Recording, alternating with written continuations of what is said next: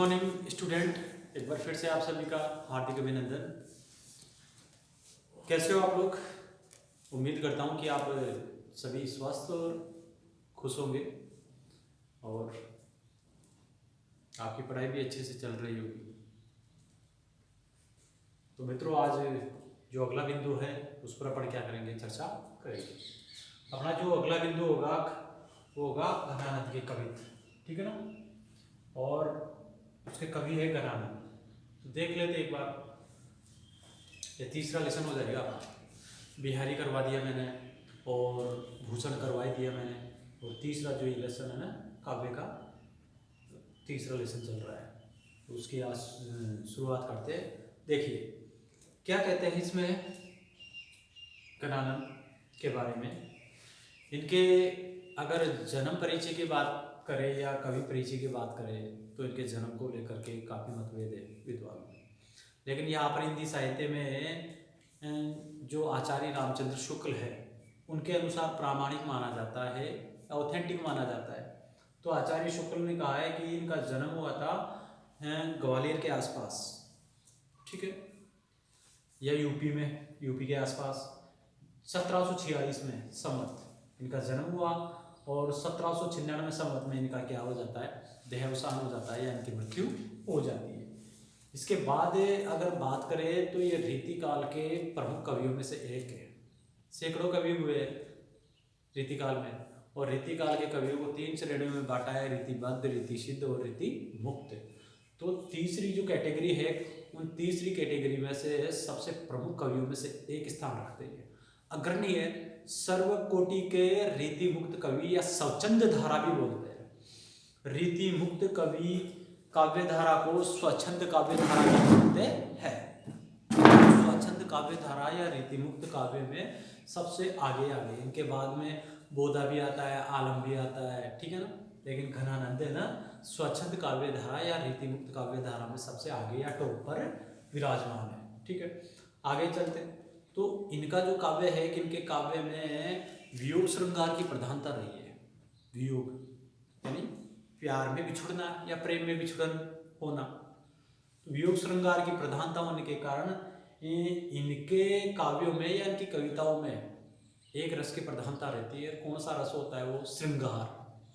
और श्रृंगार में भी कौन से, एक तो संयोग होता है, एक वियोग। तो वियोग श्रृंगार की इनके काव्य में क्या रही है, प्रधानता रही है।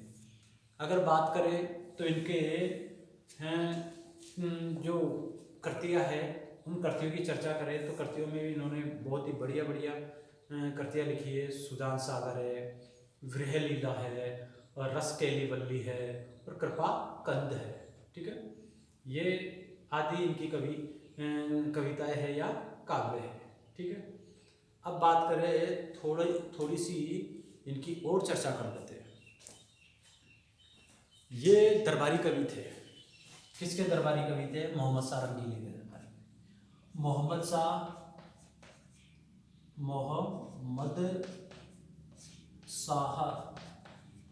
रंगीले के दरबारी कवि,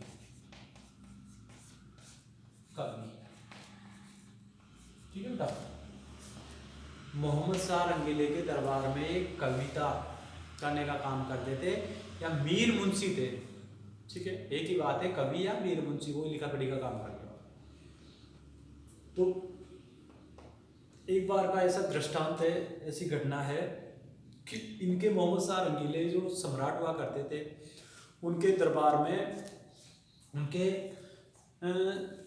में एक गणिका थी, वेश्या। गणिका मतलब क्या होता है? गणिका, एक गणिका थी जिसको क्या भी बोलते हैं, वेश्या भी बोलते हैं, ठीक है। इनके दरबार में एक गणिका थी जिसका नाम क्या था? सुजान। क्या नाम था? सुजान। अब भाई हुआ क्या कि एक गणिका सुजान नाम की मोहम्मद शाह रंगीले के दरबार में रहती थी और उन्हीं के लिए काव्य लिखते थे। कौन? घनानंद साहब।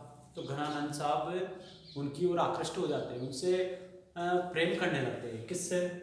सुजान से, ठीक है। अब होता क्या है, मोहम्मद शाह रंगीले के जो भी दरबारी थे वो मोहम्मद शाह रंगीले से कहते, राजा से कहते कि सम्राट अपने जो घनानंद साहब है उनको गायन भी बहुत अच्छा आता है, घनानंद को गाना भी बहुत अच्छा आता है, तो आप उनसे गायन सुनिए। ठीक है। तब घनानंद मोहम्मद शाह रंगीले को मना कर देते, बोले मैं नहीं गा सकता, मेरे को नहीं आता। तब दरबारियों ने कहा कि ये ऐसे नहीं गाएंगे, अगर आप सुजान को सामने ला करके खड़ा कर दो तो ये सुजान के लिए गाएंगे। ठीक है। मोहम्मद शाह रंगीले ने सुजान को सामने लाने के लिए अनुमति दे दी। अब दरबार में कौन लाई जाती है? सम्राट मोहम्मद शाह रंगीले के कहने के द्वारा कौन लाई जाती है दरबार में? गणिका सुजान लाई जाती है। सुजान से प्रेम करने के कारण सुजान की तरफ देख करके गाने लगते हैं कौन है? घनानंद साहब। ठीक है। और बिल्कुल तल्लीन होकर के, तन्मय होकर के, डूब करके वो सुजान के लिए गाते हैं। जब वो गायन करते हैं तो उस दशा में क्या करते हैं, वो जो मोहम्मद शाह रंगीले थे उनको पीठ दे देते हैं, और पीठ मोहम्मद शाह रंगीले की तरफ होती है, और जो उनका मुख होता है किसका? घनानंद का। वो किसके सामने? सुजान के सामने। तो ये बात नागवार लगी, बुरी लगी किसको? मोहम्मद शाह रंगीले, क्योंकि वो तो राजा था, सम्राट था। बोले सम्राट को पीठ दे करके गाने की इसकी हिम्मत कैसे हुई? मेरे दरबार में खड़ा होकर के मुझे ही उपेक्षित कर रहा है, मेरी तरफ ध्यान नहीं है इसका। ठीक है। तब उसने उसके राज्य में से निकलने का आदेश दे दिया सम्राट मोहम्मद शाह रंगीले ने। किसको? इसको, घनानंद को। घनानंद जाते समय कहते हैं किससे साथ चलने के लिए? सुजान से कहते हैं कि सुजान आप भी मेरे साथ चलिए। तब सुजान उनके साथ नहीं जाती, घनानंद के साथ नहीं जाती। तब से लेकर के आगे का जो जीवन था वो सारा का सारा जीवन किसके लिए समर्पित कर देते हैं? वो सुजान के लिए। एकाकी प्यार बोल सकते हैं, एकांकी प्यार बोल सकते हैं इसको, या एकांकी प्रेम बोल सकते हैं। वो सुजान को बहुत ज़्यादा क्या करते थे? प्रेम करते थे। वहाँ से रुष्ट होकर के, वहाँ से नाराज होकर के सीधे सुजान की यादें लेकर के कहाँ पे चले जाते हैं? वृंदावन। कहाँ पर चले जाते हैं? वृंदावन। और ऐसा कहा जाता है वृंदावन जाकर ही वो किसकी भक्ति करने लगते हैं? श्री कृष्ण की। लेकिन सुजान को भी नहीं भुला पाते। वृंदावन चले जाते हैं, वृंदावन जाकर के श्री कृष्ण की भक्ति में तल्लीन हो जाते हैं, और वहीं पर क्या करने लगते हैं? रहने लगते हैं। ठीक है। अब क्या होता है कि उस समय की बात है, 1700 ईस्वी की बात है। 1700 संवत में ही क्या है, नादिर शाह कत्लेआम कर देता है। यहाँ पर हिंदुओं के ऊपर आक्रमण कर देता है, भारत के ऊपर आक्रमण कर देता है नादिर शाह। उस समय, जिस समय नादिर शाह आक्रमण कर रहा होता है, उसी समय ये घनानंद साहब थे, वो कहाँ पर रह रहे थे? वृंदावन रह रहे थे। ठीक है। तो वृंदावन की तरफ भी जाते हैं नादिर शाह के सैनिक, तोड़ फोड़ करने के लिए, लूटपाट करने के लिए। उस समय ये वृंदावन में ही थे। तब नादिर शाह के सैनिकों को ये पता चला कि घनानंद वहाँ पर वृंदावन में रहता है। जो मीर मुंशी है, जो मोहम्मद शाह रंगीले या राजा का क्या था? मीर मुंशी था। अब उनको तो पता चला भाई हाँ ये तो मीर मुंशी है, किसका? राजा का। तो इसके पास माल होगा, इसके पास धन संपत्ति होगी। तो धन प्राप्त करने के लिए वो क्या करते हैं? नादिर शाह के जो सैनिक होते हैं वो मीर मुंशी किसके पास चले जाते हैं? घनानंद के पास चले जाते हैं। घनानंद। अब घनानंद के पास जाकर के कहते हैं कि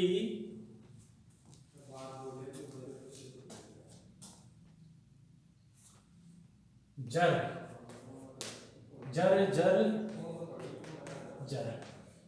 घनानंद के पास नादिर शाह के सैनिक जाकर के धन दौलत प्राप्त करने के लिए कहते हैं कि जर जर जर। इसका उलट करके जवाब देते हैं जर का उल्टा करते हैं तो रज हो जाता है। जर का मतलब होता क्या है, धन दौलत संपत्ति। तो नादिर शाह के सैनिक जाकर के किसके पास, घनानंद के पास जाकर के कहता है कि आपके पास जितनी भी जर है, जितनी भी संपत्ति आप हमें दे दीजिए। नादिर शाह के सैनिकों को प्रत्युत्तर में क्या कहते हैं कि रज रज रज, जर की जगह क्या बोलते थे, रज रज रज। रज का मतलब क्या होता है, धूल या मिट्टी के कारण, कि मेरे पास धूल भी नहीं है। तब ये बात उनको बुरी लगती है कि हमारे सवाल का उल्टा जवाब देता है। तब उन्होंने सैनिकों ने क्या कर दिया, घनानंद के हाथों को काय से, तलवारों से काट दिया। और उसके बाद ऐसा कहा जाता है कि उनकी क्या हो जाती है, मृत्यु हो जाती है। तो दोस्तों आज अपन इनके जो कवि थे उन कवितों के ऊपर क्या करेंगे, चर्चा करेंगे। देखिए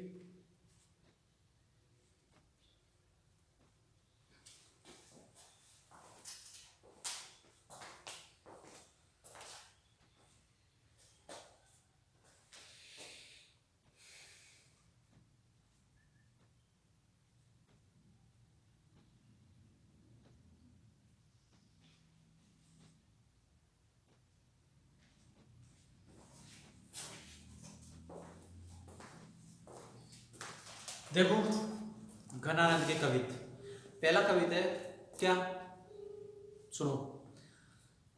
छवि को सदन मोद मंडित बदन चंद, तरसित चखनी लाल कब धो दिखाए हो। चटकीलो वेग करे मटकीली भांति सोही, मुरली अधर धरे लटकत आए हो। लोचन डुराए कछु मृदु मुस्काए, नह भीनी बतियानी लड़काए बतराए हो। भिरे जरत जिए जानी आनी प्राण प्यारे, कृपा निधि आनंद को घन बरसाए हो। तो देखो क्या कह रहा है पहला कविता। इस पहले कविता में एक नायिका है, एक गोपी है, जो किसके प्रेम में तड़प रही है, किसके विरह में जल रही है। अब गोपी है तो किसके, श्री कृष्ण के लिए, या फिर नायिका है तो किसके, नायक के, तो कुछ भी बोल सकते हो। एक नायिका या एक गोपी है जो अपने प्रेमी या श्री कृष्ण भगवान के प्रेम में क्या हो रही है, वो तड़प रही है। उसी का यहाँ पर क्या हुआ है, उल्लेख हुआ है कि अब तो आ जाइए श्री कृष्ण भगवान, अब तो मेरे इंतजार को दूर कर दीजिए, मुझे आपके इस सुंदर मुख का क्या करवा दीजिए, दर्शन करवा दीजिए, ये कह। तो क्या, छवि को सदन, छवि यानी सुंदरता, सदन यानी घर या सागर, मोद मंडित, मोद यानी प्रसन्नता, मंडित यानी युक्त, ठीक है ना, या भरा हुआ। बदन, बदन यानी एक तो शरीर होता है, एक वदन यानी मुख भी होता है, तो या मुख के लिए है। चंद, चंद चांद के साथ।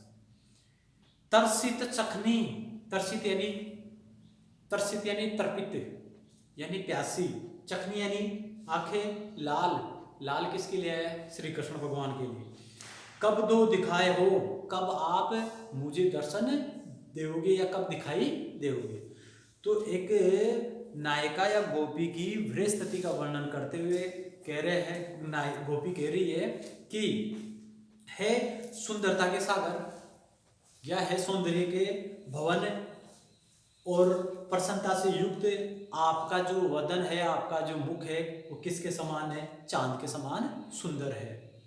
आप अपने चांद समान चेहरे के दर्शन मुझे कब दोगे, क्योंकि आपके दर्शनों के लिए मेरी आंखें जो है वो क्या है, प्यासी है। तो दो पंक्तियां क्या कहती है, एक जो गोपी है वो कह रही है श्री कृष्ण भगवान आपका मुख चांद के समान है, ठीक है, आप प्रसन्नता से युक्त हो, और आप किसके सागर हो, सौंदर्य के सागर हो, आपकी सुंदरता अनंत है, इसलिए आप अपने सुंदर मुख के दर्शन मुझे कब करवाओगे। क्यों, क्योंकि आपके दर्शनों की भूखी या प्यासी कौन है, मेरी आंखें। तो मेरी आंखें आपके दर्शनों के लिए क्या है, तर्पित है या प्यासी है। आप अपने रूप सौंदर्य का मुझे क्या करवा दीजिए, दर्शन करवा दीजिए, ठीक है।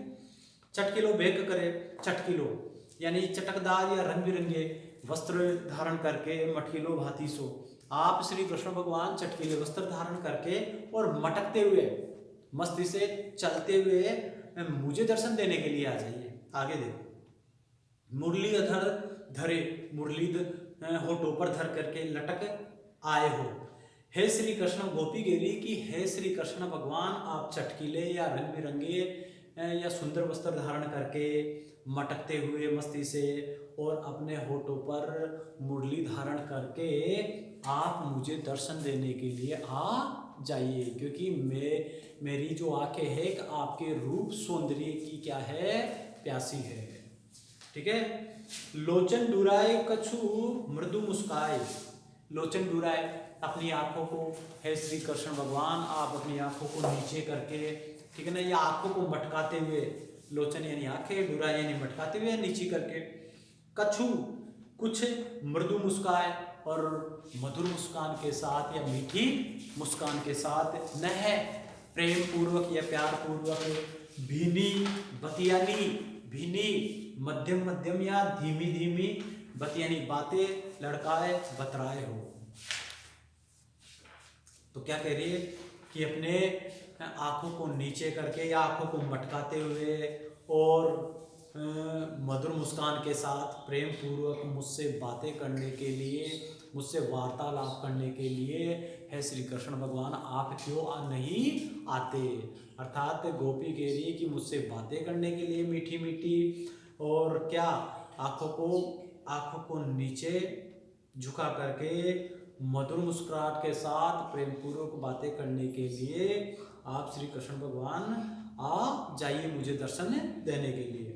विरह जरत जी जानी, क्यों, क्योंकि आपके दर्शनों के बिना, आपके बिना मैं विरह, प्यार की ज्वाला में या प्यार की अग्नि में जल रही हूँ। जिए जानी, अपने जिए में, अपने हृदय में ये जान करके, आनी प्राण प्यारे, हे प्राणों के प्रिय श्री कृष्ण भगवान आप आ जाइए। क्या कह रहे कि अपने हृदय में ये बात जानो कि मैं आपके प्रेम की आग में जल रही हूँ, ये बात समझ करके हे मेरे प्राणों के प्रिय श्री कृष्ण भगवान आप आ जाइए मेरी दशा को देखने के लिए।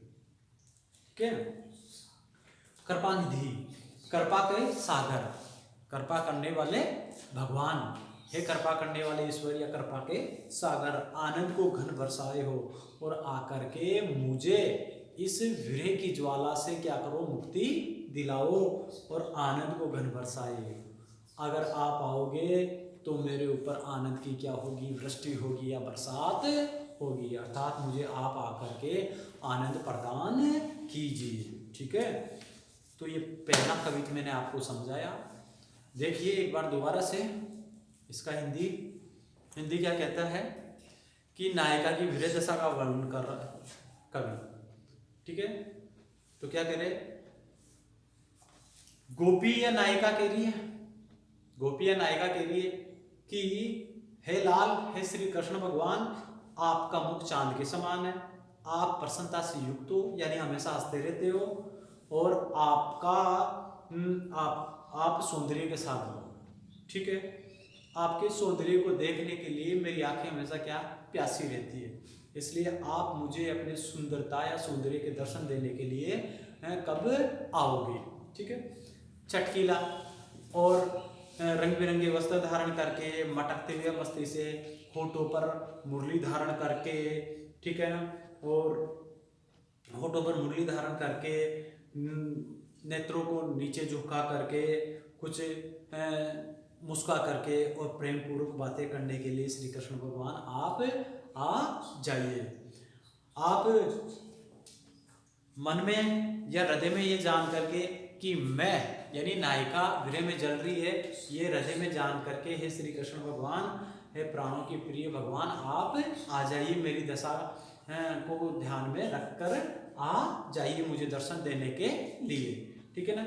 हे कृपा के सागर, आप आओगे तो ही मुझे आनंद की प्राप्ति होगी। दोस्तों ये पहला कविता आपके समझ में आया होगा। ठीक है। आगे देखो,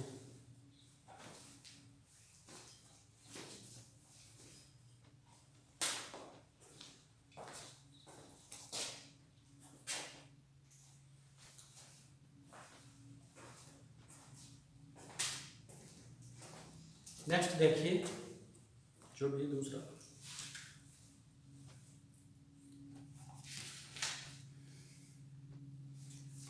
भोर ते सांझ लो कानन और निहारती बावरी नेकु ना हारती। ठीक है, सांझ ते भोर लो तारनी ताकि वो तारनी सो एक तार ना टारती, जो कहू भाव तो दीठी परे घन आनंद, आसुनी ओसर गारती, मोहन सोहन जोहन की लगिए रहे, अखियन के उर आरती। इस दूसरे कविता में घनानंद है। घनानंद एक गोपी की या नायिका के विरह दशा का वर्णन करते हुए कह रहे कि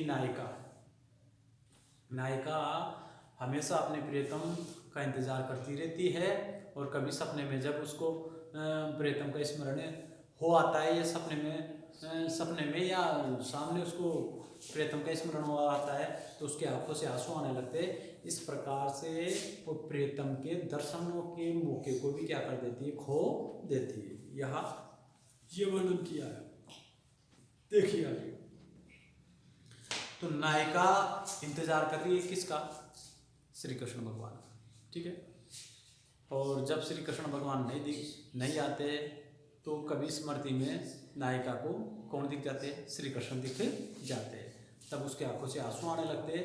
तब वो जो स्मृति में श्री कृष्ण के दर्शन हो रहे होते हैं, वो मौका भी कौन खो देती है, आंसू के कारण कौन खो देती है, नायिका खो देती है, गोपी खो देती है। क्या कहते हैं, भोर ते सांझ लो कानन, भोर यानी सुबह, सांझ यानी संध्या या शाम, लो लेकर, कानन यानी क्या होता है, जंगल वन, और निहारती देखती रहती है, बाबरी पगली सी होकर के या बावली सी होकर के, नेकु ना हारती थोड़ी सी भी हारती नहीं है, थकती नहीं है।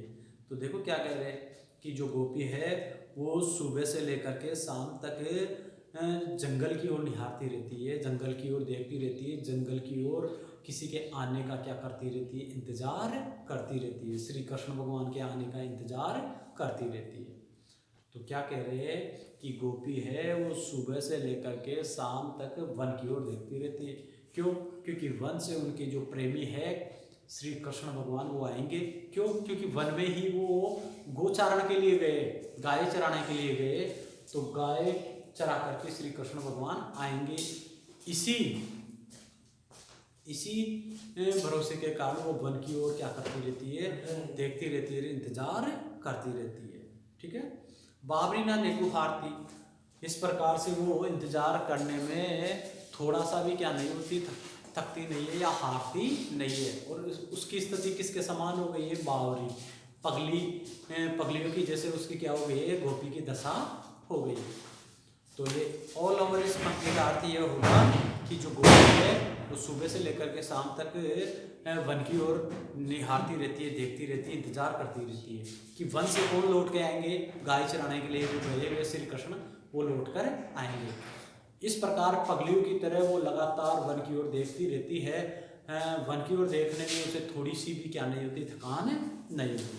सांझ ते भोर लो तारनी, सांझ, अब सांझ का मतलब होता है शाम से लेकर के भोर यानी सुबह तक, शाम से लेकर के सुबह तक। पहले दिन की स्थिति का वर्णन कर दिया, वो पगलियों की तरह क्या करती है, इंतजार करती है किसका, आने का, श्री कृष्ण का। अब रात की दशा बता रहे हैं आप कि शाम से लेकर सुबह तक, शाम से लेकर सुबह तक यानी रात में, शाम से लेकर के सुबह तक तारनी ताकि वो जो गोपी है वो शाम से लेकर के सुबह तक यानी पूरी रात किनको देख करके पूरी रात व्यतीत कर देती है, तारों को ताक करके या तारों को देखते देखते ही क्या कर देती है, पूरी रात को बिता देती है या व्यतीत कर देती है। तारनी सो इकतार ना टारती, और तारनी जो उनके जो पलके है उन पलकों को वो एक पल के लिए भी क्या झपकाती नहीं या टमटमाती नहीं है। तो क्या कह रहे हैं दूसरी पंक्ति में कि शाम से लेकर के सुबह तक जो पूरी रात है, उस पूरी रात में नायिका तारों को ताकती रहती है, तारों को देखती रहती है। ठीक है, उसकी स्थिति बहुत बुरी हो गई है, वो रात तारे देख देख करके रात बिता रही है। और ऐसा करते समय जो उसकी पलकें है वो पलकें एक पल के लिए भी क्या नहीं होती, झपकती नहीं है, तारों की ओर टकटकी लगा करके वो देखती रहती है, अर्थात अपने प्रियतम की यादों में खोई रहती है पूरी रात भर। ठीक है। जो कहूँ भाव तो दीठी परे, कभी संयोग से भाव तो मन भाने वाले प्रियतम श्री कृष्ण भगवान गोपी को ध्यान में आ जाते हैं, दिख जाते हैं या ध्यान में आ जाते हैं, तो घनानंद आंसू ने ओसर गारती, उनकी आंखों से अत्यधिक प्रेम के कारण क्या आने लगते हैं, आंसू आने लगते हैं। इस प्रकार से जो ध्यान में आए हुए श्री कृष्ण भगवान के दर्शन के जो सुख थे, उस सुख को या उस मौके को भी क्या कर देती है गोपी या नायिका, क्या कर देती है, मिस कर देती है या खो देती है। मोहन सोहन जोहन की लगी मोहन, इस प्रकार से मोहन श्री कृष्ण भगवान सामने, श्री कृष्ण भगवान को सामने देखने के लिए वो हमेशा जोती रहती है, बाट जोती रहती है, इंतजार करती रहती है। नायिका की स्थिति इतनी बुरी है कि वो अपने प्रियतम श्री कृष्ण भगवान को देखने के लिए सामने, जोहन यानी वो सोहन यानी क्या होता है, सम्मुख या सामने देखने के लिए वो उनका क्या करती रहती है, इंतजार करती रहती है। अखिन के उर आरती, और जब वो सामने नहीं होते तो आरती दुखी हो जाता है, उर हृदय, उनका हृदय, गोपी का हृदय क्या हो जाता है, दुखी हो जाता है। तो देखिए दोबारा इसका हिंदी अर्थ एक बार फिर से देख लीजिए, क्या कह रहे हैं कि सुबह से लेकर के शाम तक जंगल की ओर गोपी क्या करती रहती है, इंतजार करती रहती है श्री कृष्ण के आने का, और वो इंतजार करते समय थोड़ा सा भी क्या नहीं होती है, थकती नहीं है। ऐसे में उसकी दशा किन की तरह हो गई है, पगलियों की तरह हो गई है, या बावड़ी की तरह उसकी दशा हो गई है गोपी की। ठीक है ना।